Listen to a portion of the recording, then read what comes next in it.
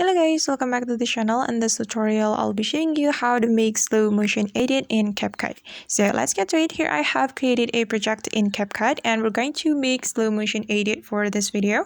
So the first thing we have to do is we can click on this video, or we can also click on edit button right here. And it's the same, and I'm just going to click on edit button until this option appear on our screen. And if you want to make slow motion edit, we can click on speed right here to reduce the speed. And I'm going to select normal because I want to reduce the speed constantly. So just tap on it and we can reduce the speed by dragging the circle to the left like this. And we can select the speed that we like, and I'm just gonna select this one. And if you want to make it smoother, you just need to tap on make it smoother right here, and you can select either faster process or better quality. And I'm not gonna do it because the process will be a little longer, so I'm just gonna tap on this check mark button. Okay, and let's take a look on the result, guys. So let's just play the video.